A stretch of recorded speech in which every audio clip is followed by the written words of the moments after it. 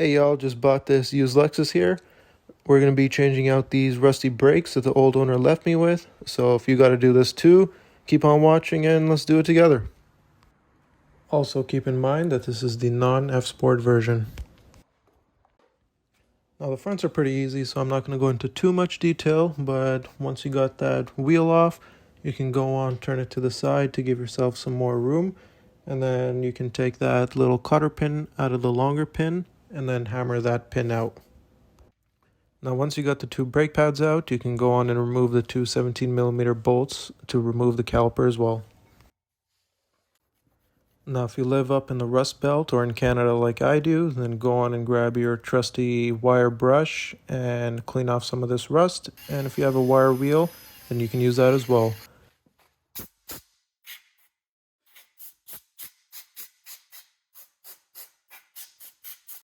So if you got a box of bolts and stuff laying around, you want to go and see if you can find one that fits into these two threaded holes here. That'll make getting these rusty rotors off a bit easier. And voila, more rust. So do what you do best if you live in Canada and get this rust off of there. Now some people like to put anti-seize on these when they're done, but if you got these holes here on the rotors, you don't really need to, in my opinion.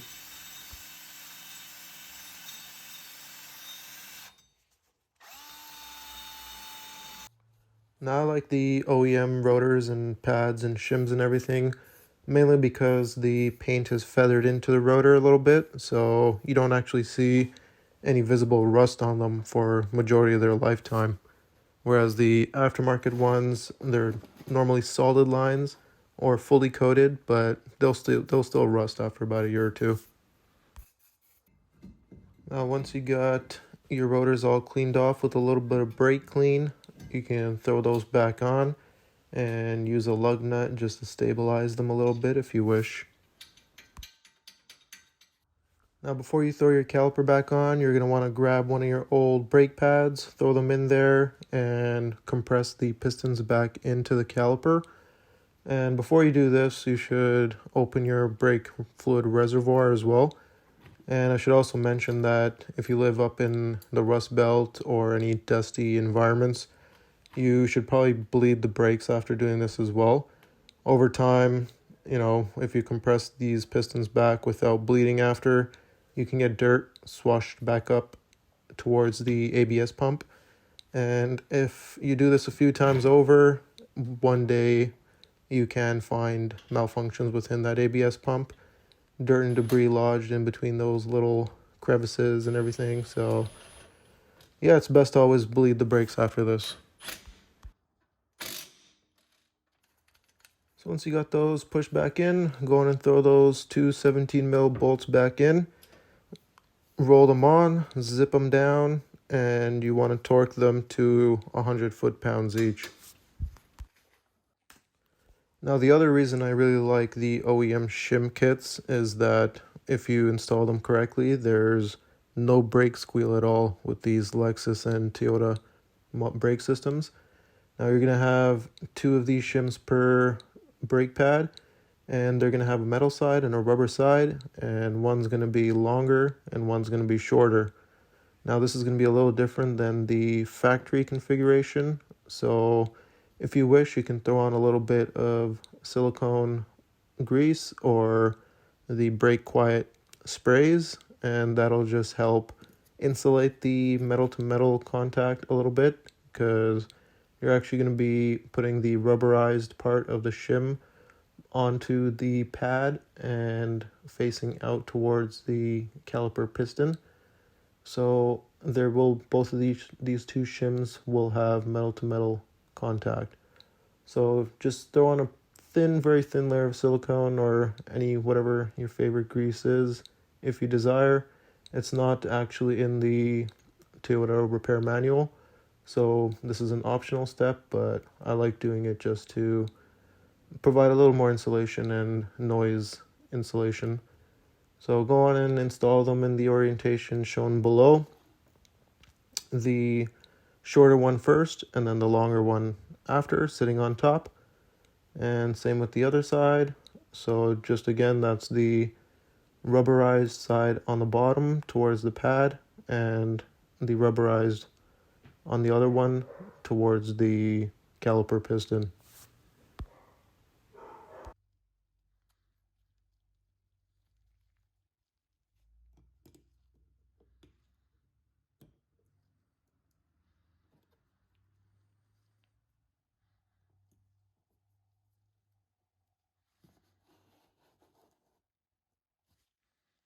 All right, you're now ready to put the pads back in there, and as per the Toyota service manual, you don't need grease anywhere else, and I don't like to put any anyways because it could get all gunked up in there.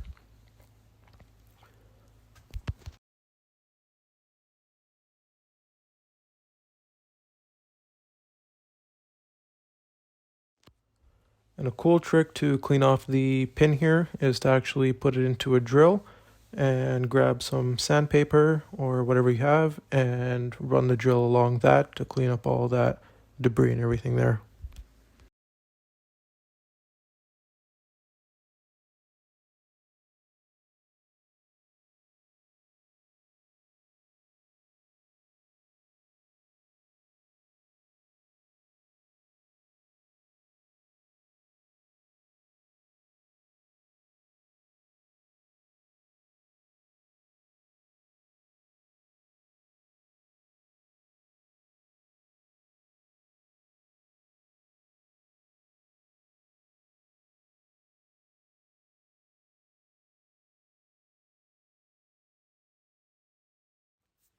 You can also throw a very light layer of anti-seize on there if again you're up in the rust belt, just so that the pin doesn't get corroded and rust welded onto the caliper areas where it actually sits in the caliper.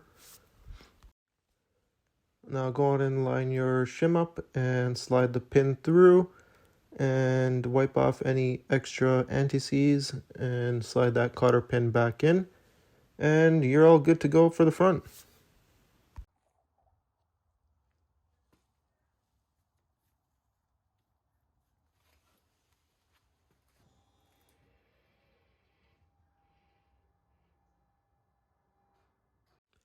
Alright, now on to the rear. This is going to be your traditional floating caliper setup, so if you've ever worked on older Toyotas, you'll know exactly how to do this. So I'll get a good image of the shim orientation and everything on this as well, just to make it a little easier, and all the torque specs. So go on in, get your caliper off, and we're about to find out why I got such a good deal on this car.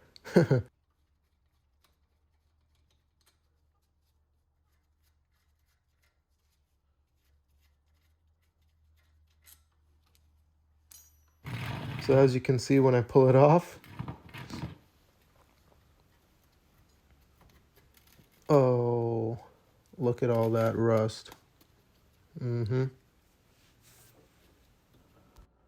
if your caliper is as rusted up as mine, then you're going to want to replace it either now or the next time you do this, because they definitely will seize. For now, I'm just going to clean them up, throw a layer of POR 15 paint on there, and I'll be replacing them next season. Now for the rear bracket, these rear bolts are torqued to hell, so you're going to need a breaker bar and Thor's hammer and hammer on these until they break loose. Now again, do what you do best if they're all rusty, and for the rear, I guess just do the best you can if you're not replacing them yet.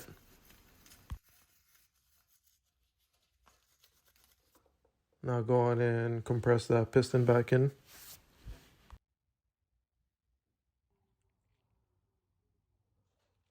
So here's the POR 15 kit that I can link in the description. It's really fun to use, as you can see here, me demonstrating with the metal prep step. You just throw it all into a bucket and swish and swash that caliper bracket around, and once you got them all cleaned up and dried, they are ready for paint.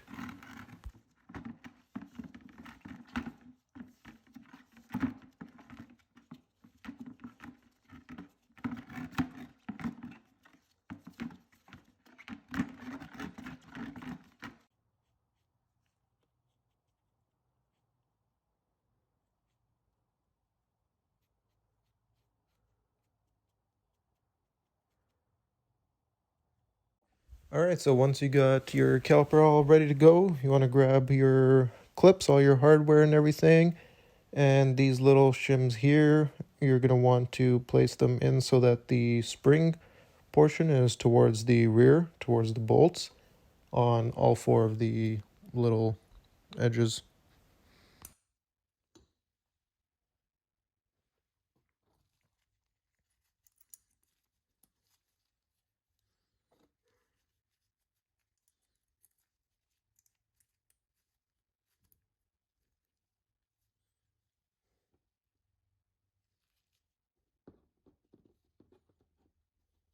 Now go on and grab your pads and these little wear indicators, and they just clip on nice and easy onto all the pads.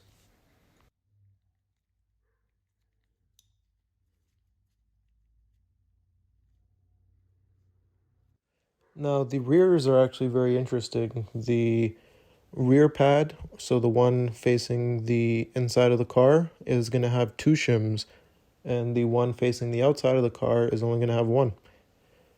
And so go on and grab your rearwards pad and throw the rubberized shim on there first, and then the metal one on after. Now again, according to the Toyota factory service manual, they do not require any grease, but if you wish, you can put a little bit on the back where there'll be metal to metal contact, and on the ears of the pads as well. Now onto the slide pins. Now, as you can see, the person who did my brakes last used the wrong type of grease. Now this caused the rubber bushings and the boots to actually swell, and the pin was seized in the caliper.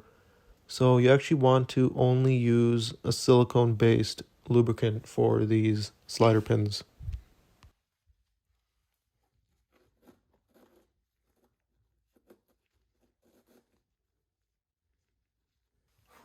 Now once you got those pins all cleaned up, you can throw on a layer of silicone grease, and if you need a new rubber bushing like me, then go on and throw that on as well.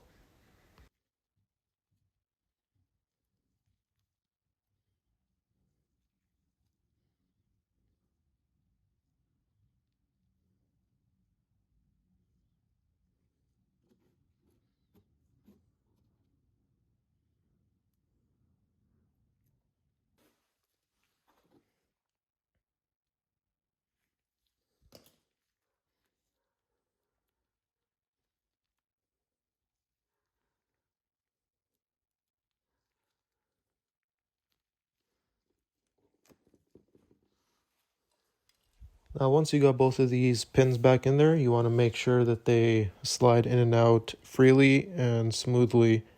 And as you can tell here, the bottom boot is actually swollen from the incorrect grease type that the previous person used.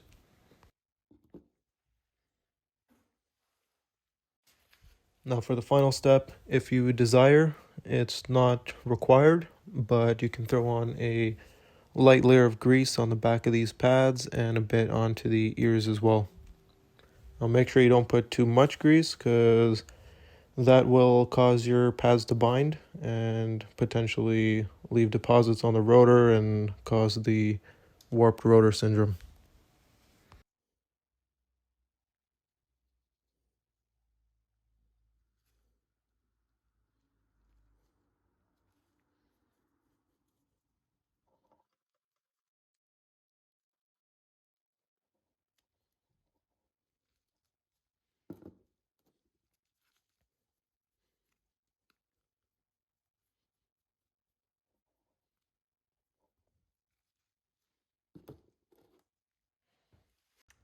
Alright, now back at the rotor, grab that same little bolt and crack these rotors loose.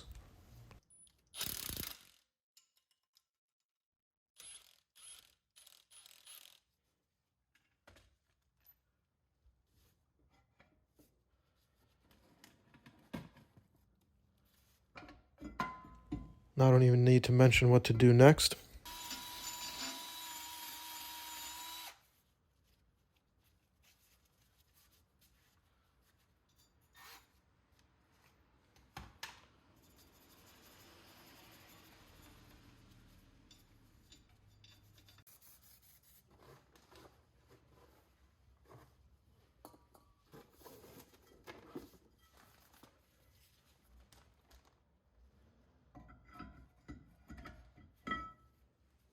On the rear rotor here, it's a lot more visible, what I was talking about with the paint being feathered in.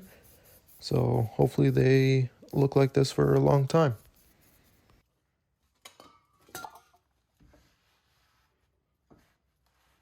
Now you can go on and get these bolts back on and torque to 92 foot-pounds.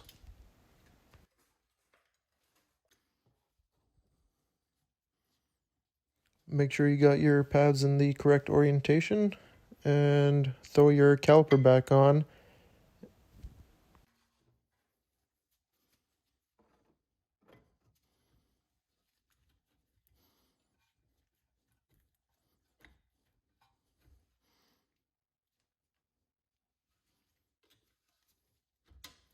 Now these little guys are only torqued to 20 foot-pounds, so you might want to throw a little bit of blue Loctite on there as well, and you're all done. Well, I forgot one thing. You should actually take this rubber plug from the old rotor and put it onto the new rotor as well.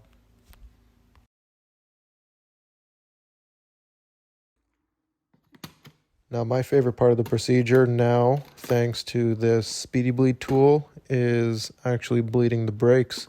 And this thing here makes it real easy for one person.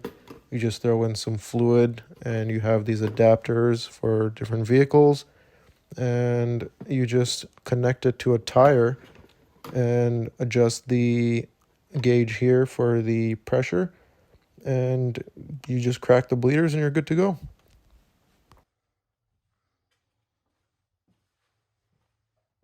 So you can see it here now, all hooked up.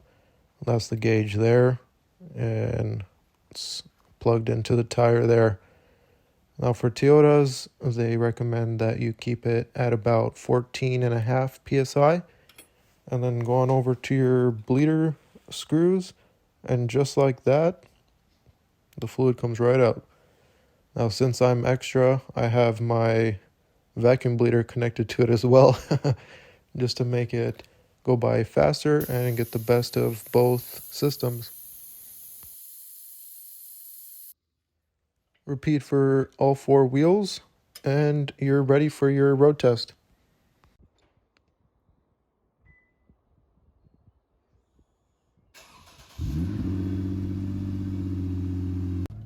Now, if you bought aftermarket pads and rotors, this next step is crucial.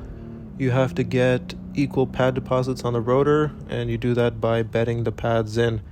And it's very easy. You just drive up to about highway speeds and then decelerate to when you're almost stopped. Repeat that till you can smell the brakes, and after that it's very important to not stop. Now, after you do this, once you smell the brakes and they're hot, you can't have the car 100% stopped, and then you have to cruise around until your pads are completely cooled off before stopping. Alright, now it's time to finally go on and get a car wash. Appreciate your work, and if this video helped you out, go on, drop a like, and check out the description for any products that I used in the video, and best of luck to you guys. Thanks for watching.